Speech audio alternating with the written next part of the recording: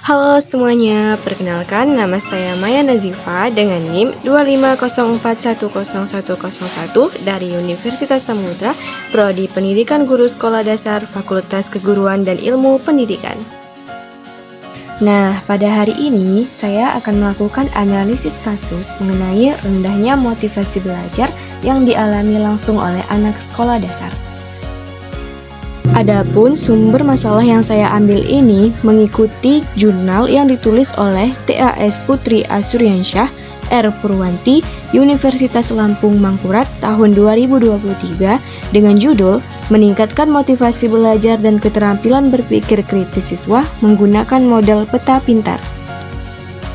Dalam jurnal ini, kita akan mengidentifikasi mengenai gejala rendahnya motivasi belajar siswa, menganalisis faktor penyebabnya, dampak yang akan terjadi, serta menawarkan solusi berupa penerapan model peta pintar yang terbukti meningkatkan motivasi dan hasil belajar.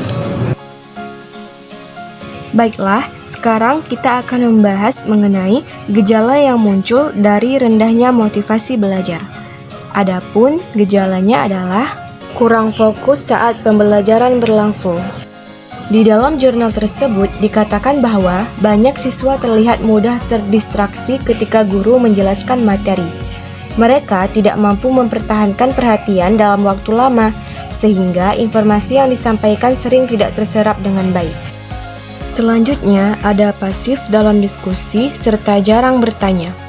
Ketika diberikan kesempatan berdiskusi kelompok, sebagian besar siswa hanya diam atau mengikuti teman lain tanpa berkontribusi. Keengganan untuk bertanya menunjukkan rendahnya rasa ingin tahu dan keberanian akademik. Selanjutnya, nilai akademik rendah. Banyak belum mencapai KKM, lebih kurang bernilai 70. Hasil ulangan maupun tugas menunjukkan capaian yang kurang memuaskan. Hal ini menandakan motivasi belajar yang lemah berdampak langsung pada prestasi akademik. Yang terakhir adalah keterampilan berpikir kritis lemah, hanya mengikuti instruksi tanpa eksplorasi. Siswa cenderung menerima informasi secara pasif. Mereka jarang mencoba menganalisis, menghubungkan, atau mengembangkan ide baru sehingga kemampuan berpikir kritis tidak berkembang. Nah, teman-teman semuanya, setelah kita membahas mengenai gejala yang muncul dalam rendahnya motivasi belajar, sekarang kita akan membahas faktor yang mempengaruhi rendahnya motivasi belajar pada siswa.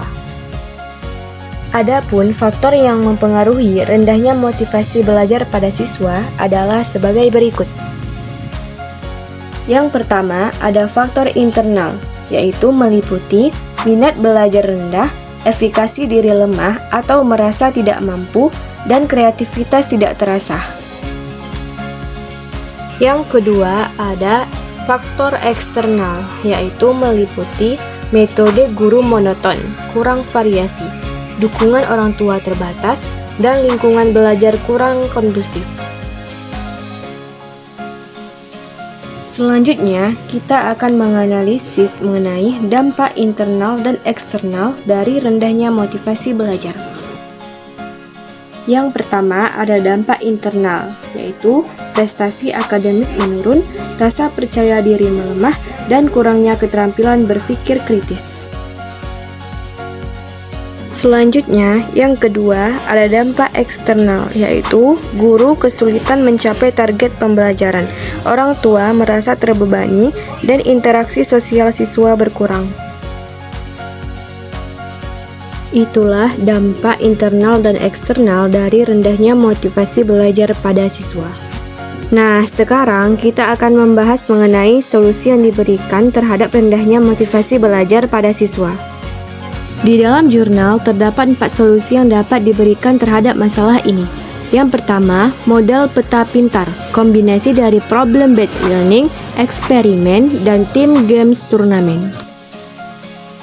Yang kedua, aktivitas guru lebih variatif, yaitu bisa menggunakan media interaktif, eksperimen, dan permainan edukatif.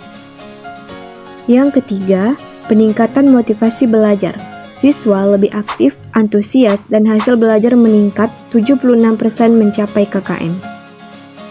Dan yang keempat, ada pendekatan holistik, yaitu kolaborasi guru, orang tua, dan sekolah untuk menciptakan lingkungan belajar mendukung. Nah, teman-teman semuanya, itulah pembahasan mengenai rendahnya motivasi belajar pada siswa yang dianalisis melalui jurnal yang ditulis oleh TAS Putri A. Suryansyah R. Purwanti, Universitas Lambung Mangkurat tahun 2023. Semoga bermanfaat dan bisa menambahkan wawasan teman-teman sekalian. Terima kasih dan sampai jumpa.